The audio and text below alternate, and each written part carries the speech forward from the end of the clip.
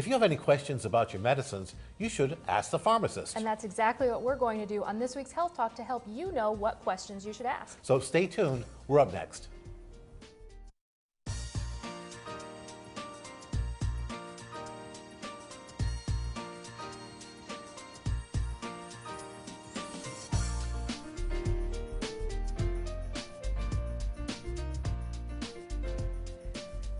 Hello, I'm Dr. Eric Mazer. And I'm Dr. Andrea Peterson. Today on Health Talk, we're going to discuss medication management with Bob Bepko. He's the Administrative Director of Pharmacy Services for Western Connecticut Health Network. Bob, welcome back to the show. It's always good to have you. Thank you, and I always look forward to being here.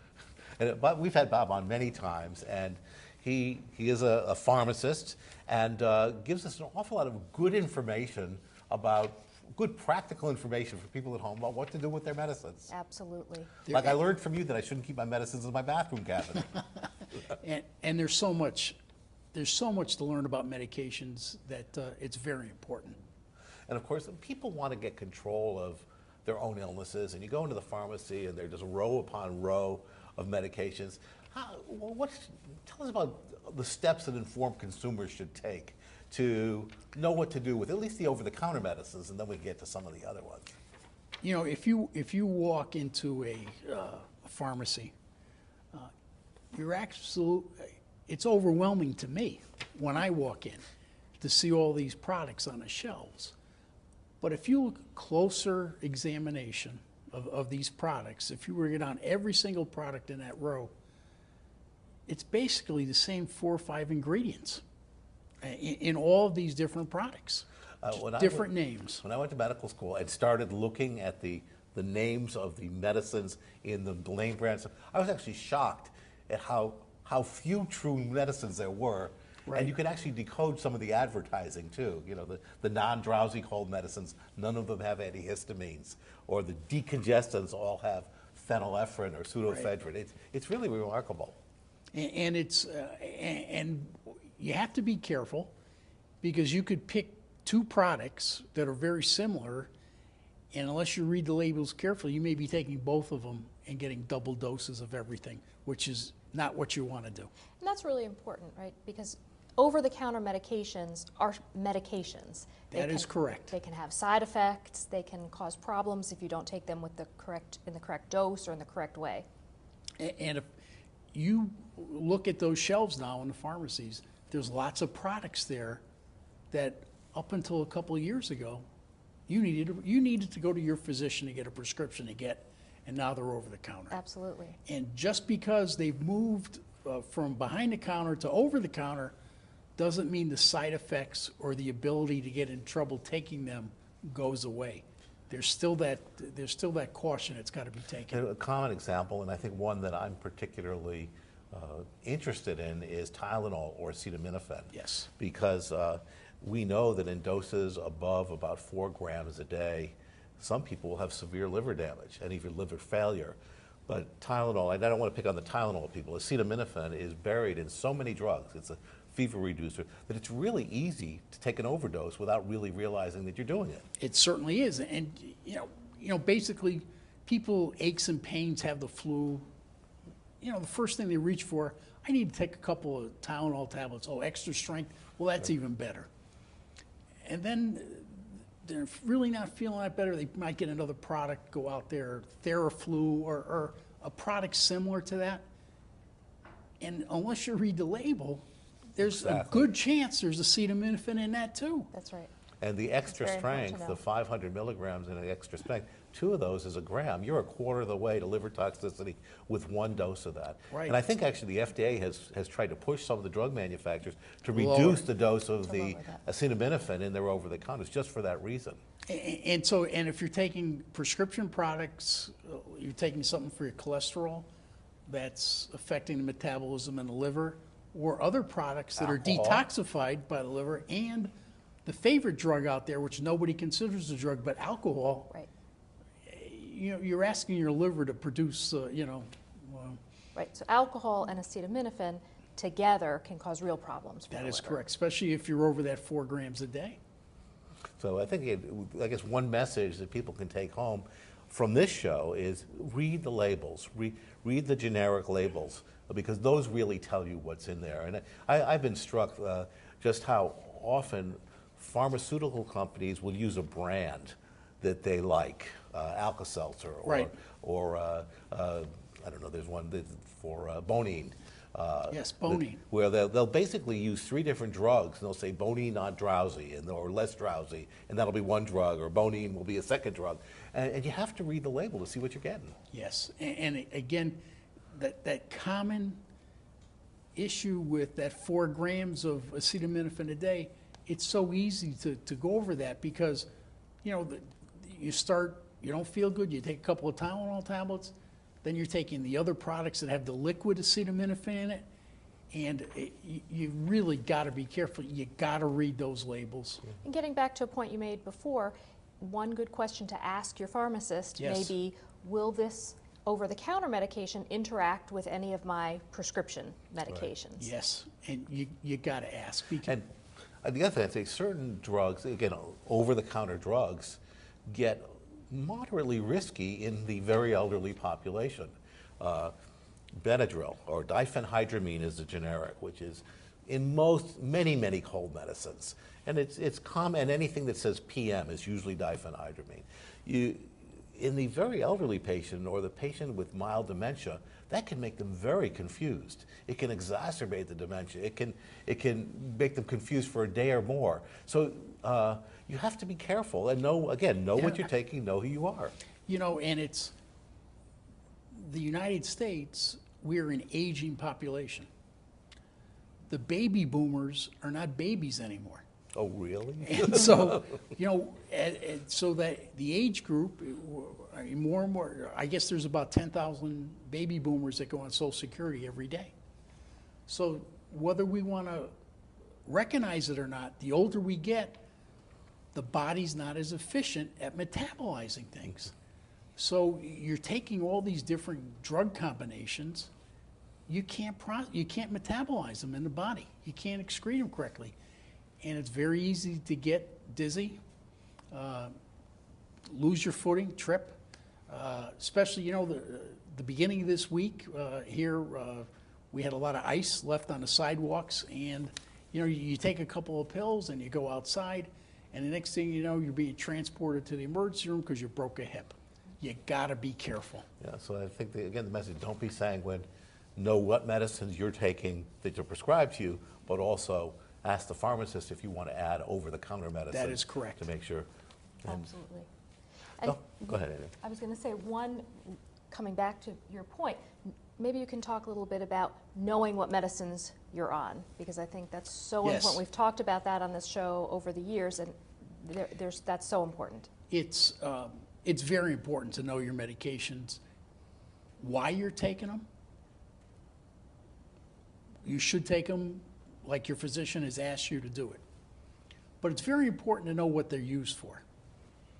Again, you know, I use the example of the beginning of this week with the weather was so terrible and people falling and breaking their hips. Your emergency care providers, they need to know that you're on Coumadin. Because all of a sudden you fall, you're bleeding, and the physicians need to know that you're on this anticoagulant that's going to make your blood thin, and so they can take appropriate steps to help you. And in fact, now there are lots of what we call blood thinners or anticoagulants. That is correct. They work differently from each other, Yep. and how you might treat someone who's having bleeding on them is different. So it's important to know not just that you're on a blood thinner, but which one it is. And these new blood thinners, they often refer to them as these novel anticoagulants. And Andrew, that is so important, because the traditional methods of treating a bleed, like if you were on warfarin or Coumadin, it doesn't work. Right. But there are ways to treat those That is correct. with these new ones. Right, but the physicians need to know what you're on, and you need to know what you're on. And I think and we've emphasized this before, but I think you can't emphasize it too much. You should create a list and carry it with you all the time. All the time. If you're a technophile, you know, take a memo and write out the medication name and the dose.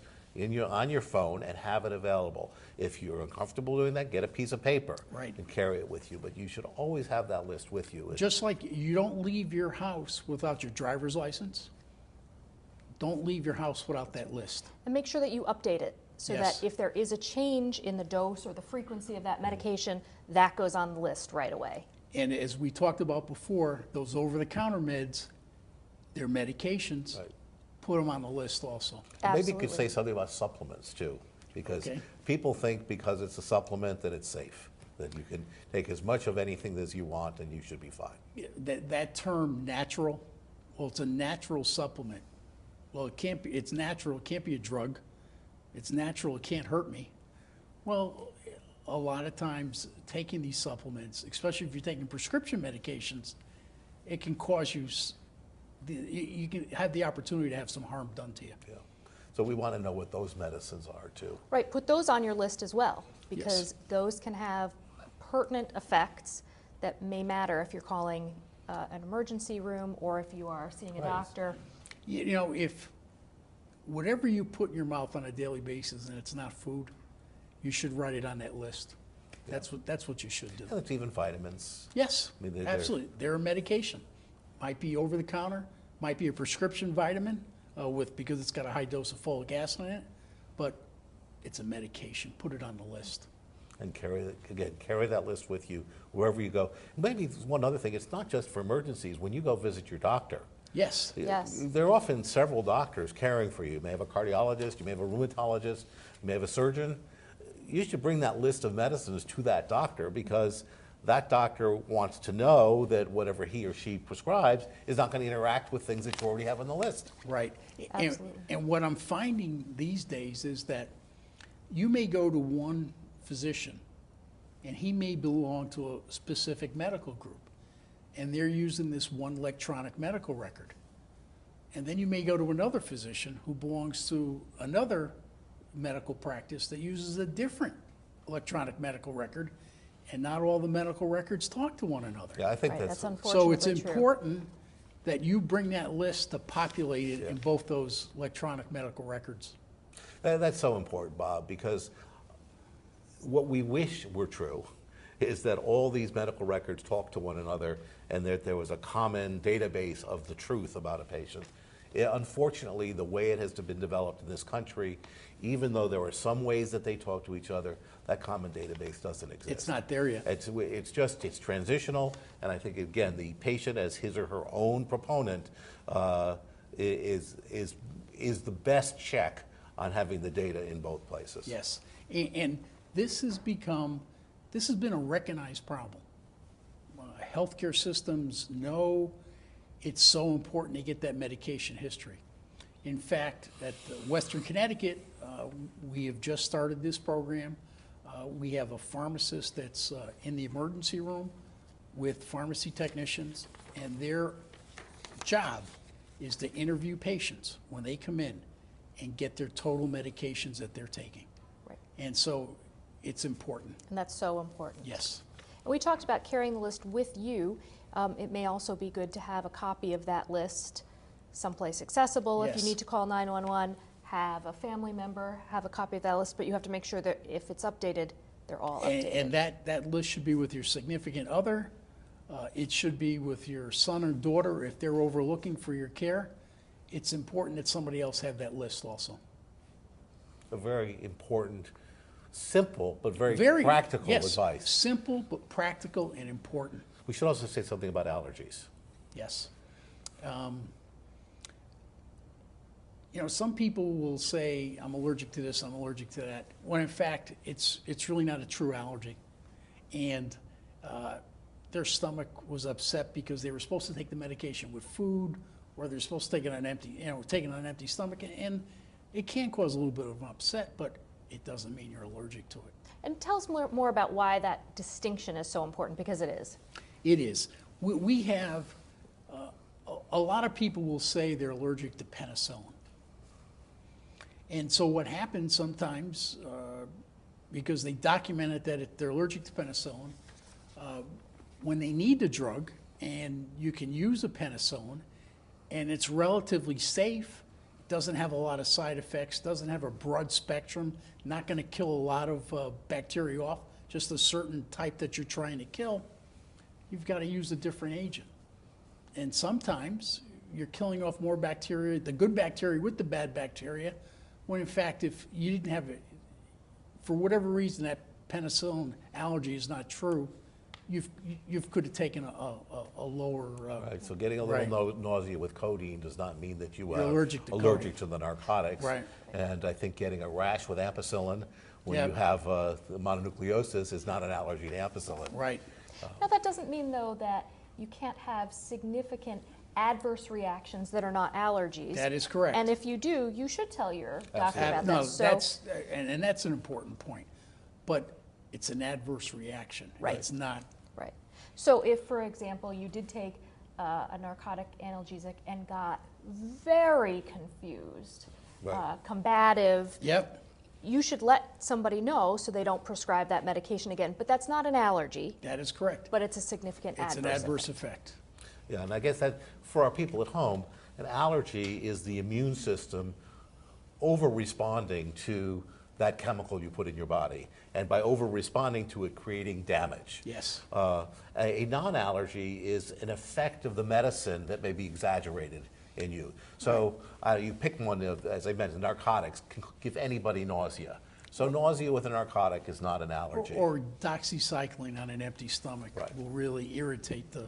Or even give you dizziness Yes, too. That it's will irritate it. Right. So these are things to discuss with your doctor, but I think that I sometimes get the sense that people like having allergies. It's a bizarre thing, but they like to say, well, I'm allergic to penicillin, and then we get back into the history, and you'll hear that, well, their pediatrician didn't want to give it to them for one reason or another, and that's why they think they have an allergy. I Right. think we're learning more and more also that not every rash that happened in childhood with an antibiotic was a true allergy. I think there was a time in the past where that was the default assumption, but now we know that that's not true. And in fact, if it comes to it, sometimes people can be tested, right? Yes, absolutely. Yeah, and You I think can people test are it. doing more and more of that because we don't want to avoid drugs that can be very helpful if someone's not really truly allergic. Right.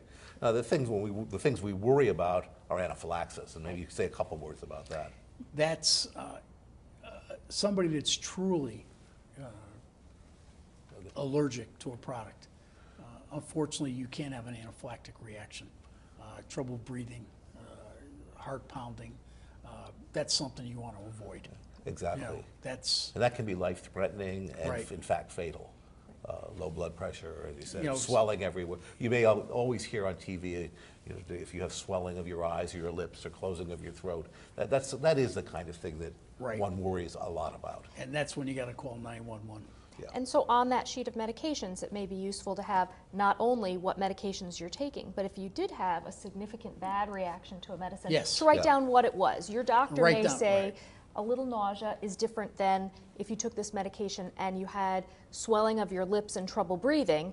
Those are two different types Yeah. of reactions. Tell us a little bit more about appropriate drug management. As people get older, they get lots of different medicines. Their dexterity is not what it should be. There are child-proof caps.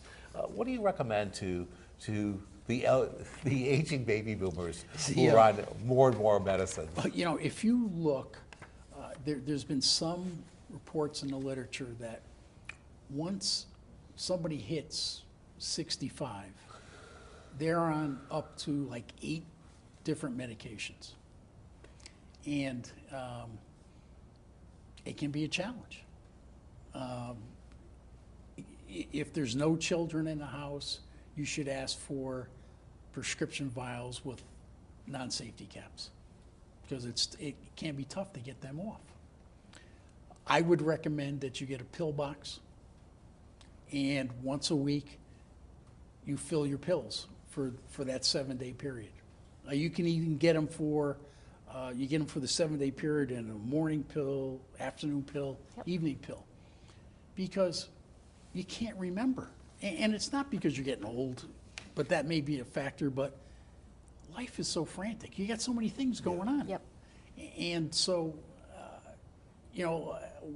treatment of hypertension, high blood pressure, has gotten a lot better over the years, from having to take 4 pills a day to taking 1 a day. But sometimes you take it first thing when you get up in the morning, but you got called away to do this. You came back there. Did I take my pill? I can't remember if I took my pill or not. Get a pill box, put it in there. Set yourself up for success. Exactly. Set yourself up for success. And if you're even older and you have trouble with it, maybe your child could help you That is correct. fill that pill box once a week, or even a visiting nurse. I mean, Right. there are ways to get that done which make it easy, and it's a way you can tell whether you've taken the medicine. Right. Exactly. And it's not a question of even being demented. It's a question of these routine things in life don't stick with us. You may have forgotten whether you close the garage door as you leave the house. And That's right.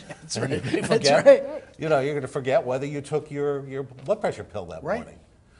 So I think that's a very useful thing as you start to get into more medicines, is to have a pill box that's marked Monday through Sunday and put fill it out 'em up. once a week. And And take it's care of also it. a good way to keep track of your medications, because if you get down, if you only got a few tablets or capsules left in that prescription vial, you need to renew it, because there may be a delay. You may need refills for whatever reason.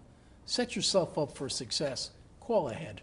That's such an important point. We do see people in the hospital who wind up being hospitalized because they had run out of their medications. It was difficult to get them in time, and they had a medical problem Right. for it. So because of it, so really, many systems now, you can't call up and get your medication refill instantaneously. Right. Think ahead, set yourself up for success. Think about that if you're going on vacation. Make sure you have plenty of appropriate medications to last you. Yeah, and it's so important, like you say, set yourself up for success. As people get older too, they're a lot more frail. And so, if they were younger, if they missed a day or two of their meds, might have gotten through the period okay, and they got their prescriptions again, they're filling up, they had transportation issues. But the older you get and your conditions are, they're stable, but if you miss those doses for a few days, it could really set you off on a terrible. And I think we discussed this a little bit, but just to point out, drugs interacting with supplements or vitamins, I mean, do we have to, I know we worry about drugs interacting with each other, but can there be a direct interaction between supplements or vitamins Sure, and drugs? and if you're taking calcium preparations, you may be taking an antibiotic that the antibiotic all of a sudden gets involved with the calcium and is all bound up, and you're not getting any effect from the antibiotic, so you're not treating the infection if you're taking a calcium at the same time. It's little things like that. I know the grapefruit juice is something that's out there. Maybe you want Right. to say a couple words about that, because I like grapefruit juice, but it's everybody, quite a few people are on statins, the drugs that we use to lower our cholesterol. And if you're taking grapefruit juice and it's being broken down in the liver and you've got a statin on board, you may be getting higher levels of the statin. yeah, And so, you got to be careful about that. Just like if you're taking Coumadin, you've got to watch how much broccoli and spinach that nobody wants to eat. And if you like it, by eating that, and you may be throwing your Coumadin levels off. So these are good questions, again, to ask your pharmacist if you're picking up, say, a medication that's new for you, you're picking up an antibiotic that you don't usually take. Can you bring in your list of regular medications Absolutely. and supplements? Absolutely. And And you ask the should. pharmacist? You should. Listen, you throw, if you're cooking a stew and you throw another ingredient in that you don't normally put in, it might taste different or might be a little bit off.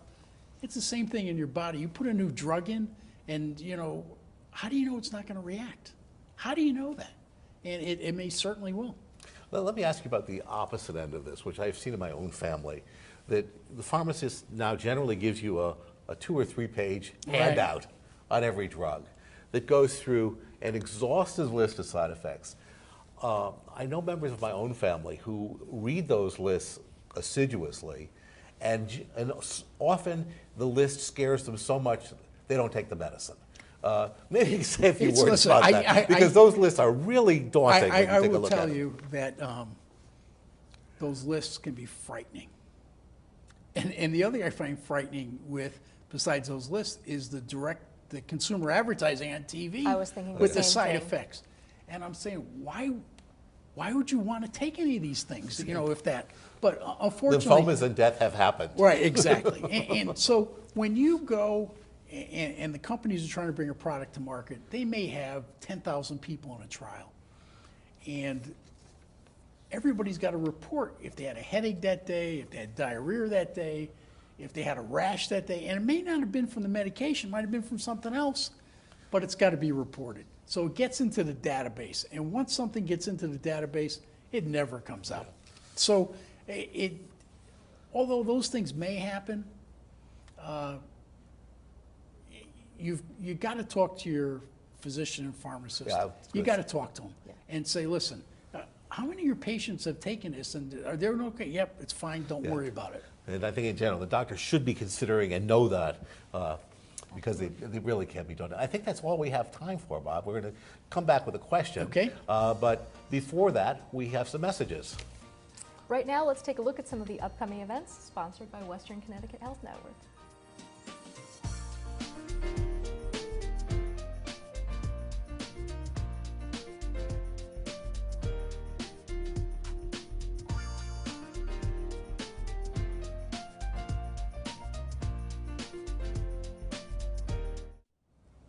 Okay, Bob, this week's viewer question is, what is the difference between prescription drugs and over-the-counter medicines? We discussed that a little bit, but also maybe you could answer, when I get a refill on a prescription and it's a different color pill than the one I'm used to taking, different should I be concerned? So maybe start with the second one and then go back. Right. If you've been on a medication for a period of time, you go to refill it, and it's a different color, or if it's a different shape, it's very important for you to ask the pharmacist, is this the same medication? Because they may have changed the supplier. Might be a new supplier with a different shape, different color. Could be the So same it's the medication. same drug manufactured by somebody else. But it's very important. You got to ask somebody. Double check. Set yourself up for success, right? Ask. Ask. So then the second question is the one about the difference between over-the-counter and prescription meds. I think a lot of people think prescription meds are always stronger. They're always better. Right. And we've seen a lot of products go from being prescription only to over-the-counter. And I think what's happened over time is that they'll see a particular drug that really doesn't need a physician to diagnose the disease state, and for temporary relief, like from indigestion, the Nexiums, the Zantacs of the world end up going over the counter, or the topical hydrocortisone creams. You can get it up to 0.5%, and you can treat yourself, with that. But it's really how the drug was brought to market, and that's with that prescription status. Yeah, versus an sometimes something over-the-counter. like Prilosec, prescription strength is just double the over-the-counter Right. strength. So if you could buy it over the counter and take two instead of one, right. you're getting the same You're getting a prescription drug. prescription That's, strength, I'm not advocating that to anybody out there. Absolutely not. Absolutely not. So the bottom line, though, in our last 10 seconds is over-the-counter medications are medications. They are Again, medications. Read the labels, know what you're putting into your body, and ask your physician or your pharmacist about anything else you may be taking. Right, and if you're taking 2 over-the-counter drugs, look what's in both of them, because you might be duplicating everything. Such important information. Thank you so Bob, much. as always, thank you. Thank It's you. always great to have you on the show. If you at home have a question you'd like to ask on Health Talk, please contact Andrea and me at healthtalk@norwalkhealth.org. We'd like to thank our guest, Bob Bepko, for coming on our show today. Again, just terrific information. We really appreciate it. Know your medicines. We'll see you next week on Health Talk. Be well.